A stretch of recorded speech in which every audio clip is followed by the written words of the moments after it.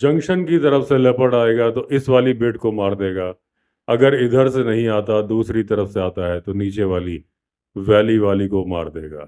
बाकी के बचे हुए दो पाड़े अलग अलग लोकेशन में बांधे गए, लेकिन हमारे लिए जो महत्वपूर्ण है वो ये दो बेट्स हैं जिनका कि मैंने जिक्र किया। अब हमने फॉरेस्ट डिपार्टमेंट के स्टाफ को इंस्ट्रक्शंस दिए कि सुबह जाके सारी बेट को चेक करिएगा। अगर किसी को भी नहीं मारा है तो उन बेट को चारा पानी दे दीजिएगा। अगर एक बेट को मार दिया है तो बाकी की 3 बेट्स हटा लीजिएगा। अब हम इस रोड में नीचे की तरफ चले गए उस मैन ईटर की तलाश में। अब ये रोड उस हिल के चारों तरफ चक्कर लगा के जा रही थी जिस हिल पर कुछ दिनों पहले एक बच्चे को मारा था आदमखोर ने। और हमारी उम्मीद थी कि इस पहाड़ी से ही वो मैन ईटर उस भैंस के पाड़े की तरफ आएगा जिसे हमने बांधा हुआ है। यही वजह थी कि हम सोच रहे थे कि हम इस इलाके में भी मैन ईटर की तलाश कर ले। अब इस रोड में हम 12 किलोमीटर तक चलते चले गए जब तक कि वो रोड खत्म नहीं हो गई। वापस आते वक्त हमारी जीप खराब हो गई और हो गया था घुप अंधेरा। अब इस सड़क पर कोई गांव नहीं था सिवाय उस गांव के जिसे थोड़ी देर पहले हमने पीछे छोड़ा था।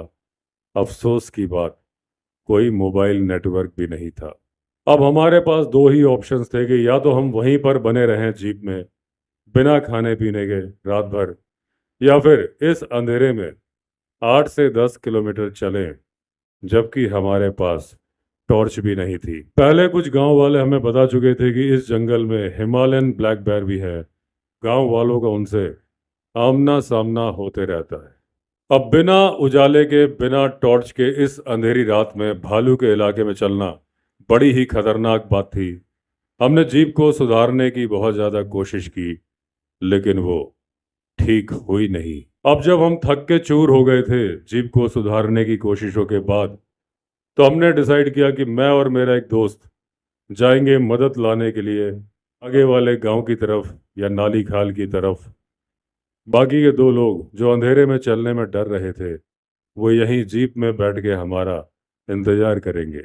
अब क्योंकि घुप अंधेरा था, हमारे पास टॉर्च थी रही, तो हमने इंतजार किया कि चंद्रमा तो आ जाए तब तो हम चल पाएंगे। अब जब चंद्रमा आ गया, हल्की हल्की रोशनी थी, थोड़ा सा रास्ता हमें नजर आ रहा था।